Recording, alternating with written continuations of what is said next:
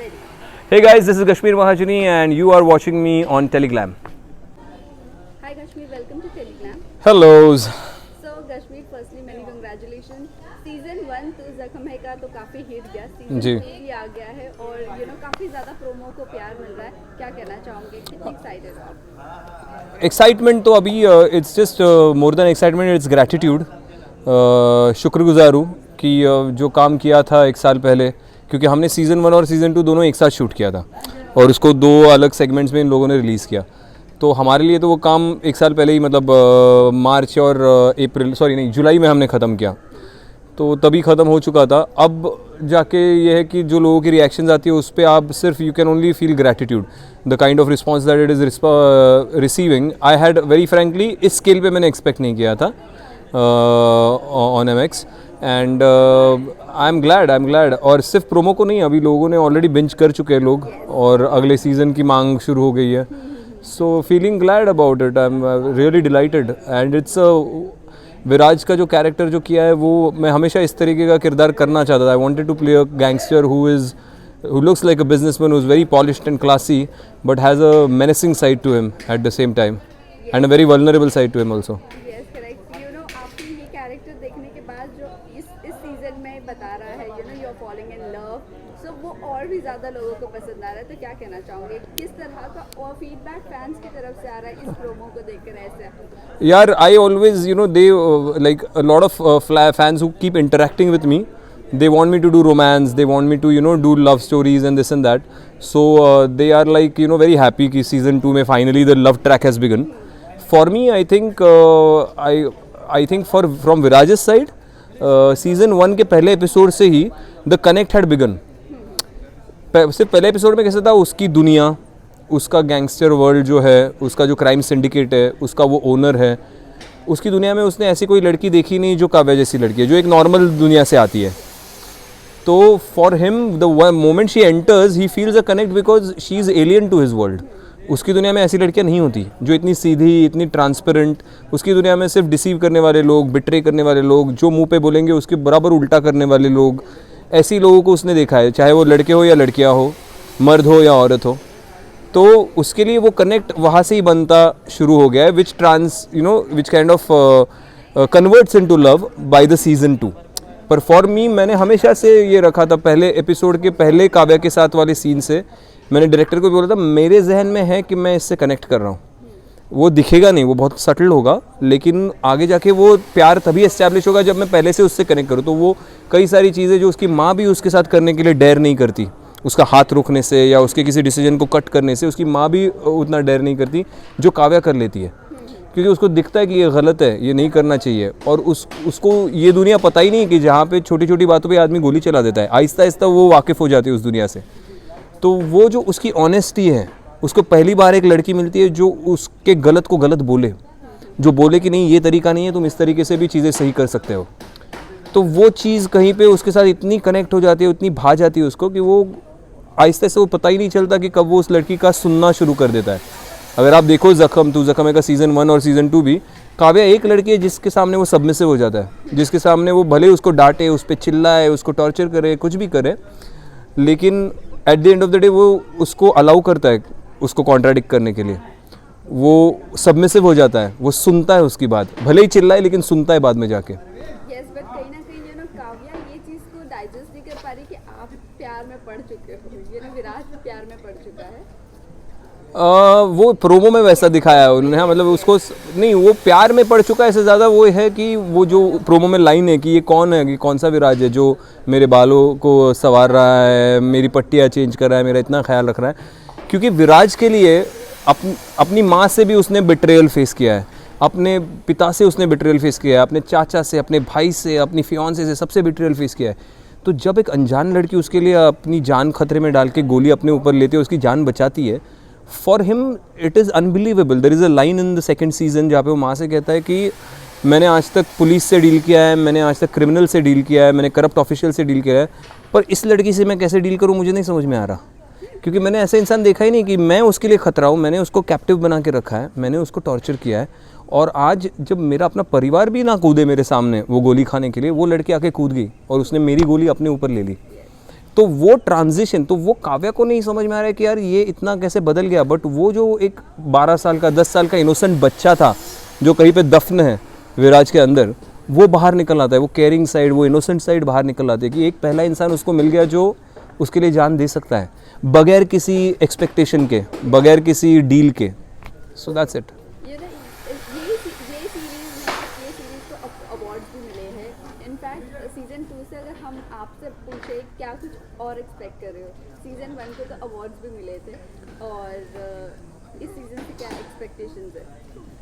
I think as long as people are liking it and giving their responses, I think अगर नई audience जुड़ जाए, existing fans उसको hype कर रहे हैं, which we are very glad about and thankful to them for. लेकिन उनके थ्रू और word of mouth के थ्रू जो fans नहीं है, जो जानते भी नहीं है हमारा काम, जिन्होंने पहले देखा नहीं है, वो भी अगर हमसे जुड़ जाए तो वो एक बहुत बड़ा सक्सेस होगा इस शो का. आई फील जिस तरह फैंस ये कह रहे हैं कि सीजन 3 कब आएगा, तो कश्मीर से जानना चाहेंगे कि सीजन 3 आएगा या नहीं आएगा. That I think MX and the producers will take a call, but as far as I am concerned, मेरा 2023 already blocked है. I am blocked till February, Jan end और February month of 2024. तो वो dates मेरी already cut to cut schedule में है. मई and को मैं ये तेरे इश्क में ख्याल ख़त्म करूँगा. जून में मैं अपनी मराठी फिल्म पैन इंडिया शुरू करूँगा. उसके बाद मैं एक हिंदी वेब शो पे जाऊँगा और उसके बाद फिर से मेरी दूसरी एक बायोपिक है मराठी की, वो कंप्लीट कर दूँगा. तो वो ख़त्म होते होते 2024 का जैन एंड आ जाएगा, ऐसे मुझे लगता है. उसके बाद अगर MX और प्रोड्यूसर्स चाहे कि नहीं इसका सीज़न 3 बनाते हैं, और वो अभी अगर वो प्लान करते हैं इससे पहले कि मैं कुछ और ना ले लूँ, तो I don't mind. I mean I enjoyed doing the series wholeheartedly, so I don't mind. So that means हम ये समझ सकते हैं कि सीजन 2 सीजन 1 के साथ शूट हो गया, तो सीजन 3 शूट ही नहीं हुआ है.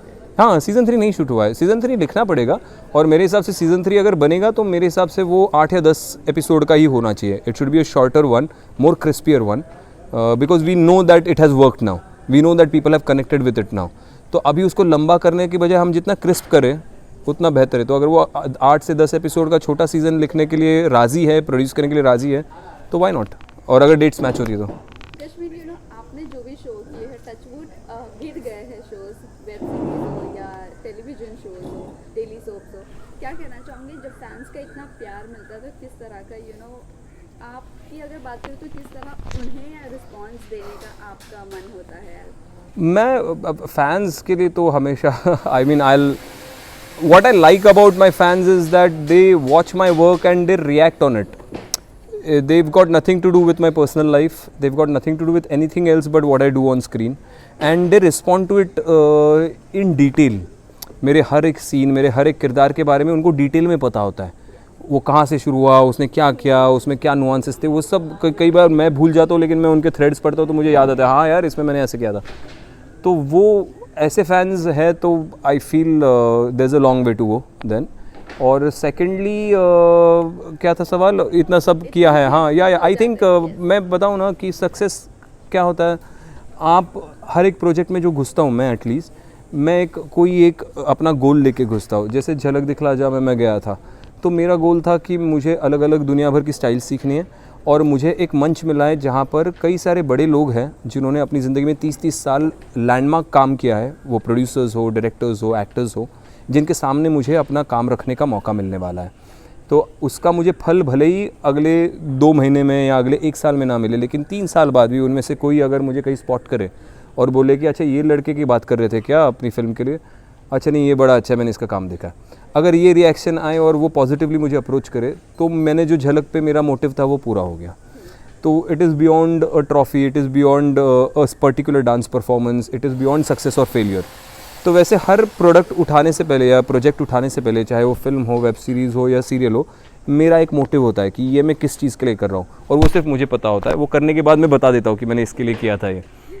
तो वो जहाँ तक सफल हो, मेरा मोटिव पूरा हो, मेरे लिए वो प्रोजेक्ट सक्सेसफुल है. कमर्शियल सक्सेस नहीं है या है वो यार वो, हाँ वो कोई गेज नहीं कर सकता कौन सी चीज़ चलेगी कौन सी नहीं चलेगी. और वो टोटली कंटेंट पे बेस्ड होता है, और कंटेंट पूरी तरह से एक्टर नहीं बनाता, बहुत सारे लोगों का उसमें योगदान होता है. कश्मीर आपसे लास्ट ये जानना चाहेंगे, आपने कई सारे किरदार निभाए हो, आपके लिए कौन सा ऐसा किरदार है जो अभी भी एक है एज पर कि हाँ ये करना है? और मुझे ऐसा लगता है कि इंडिया में अभी तक सुपरनैचुरल ड्रामा और हॉरर जॉनर जो है, ये दोनों जॉनर्स को ना उतने सीरियस नोट पे एग्जीक्यूट नहीं किया गया है as serious cinema, as serious content. जैसे आप अगर वेस्ट में देखो तो शटर नाम की एक फ़िल्म थी कोरियन, या द शाइनिंग नाम की स्टैनली कुब्रिक की एक क्लासिक थी, या कॉन्ज्यूरिंग थी अगर लेटेस्ट फिल्म्स में आप देखो तो वो जिस तरीके का कि when you look at the cinema और at the show with a very या यू हैव दिस कौन सा यार, स्ट्रेंजर थिंग्स, वो सुपर नेचुरल कॉन्सेप्ट पे पूरा, तो उसको आप सीरियसली एज अ व्यूअर देखो कि it's serious cinema, it's serious work, but it is in the horror और द सुपर नेचुरल जॉनर। उसमें कहीं पे भी आप उसके मीम्स नहीं बनाओगे या आप उसको मॉकरी जोन में नहीं लेके जाओगे, वो बहुत सीरियसली और बहुत इंटेलेक्चुअली बनाया होगा सिनेमा की क्राफ्ट को मद्देनज़र रखते हुए।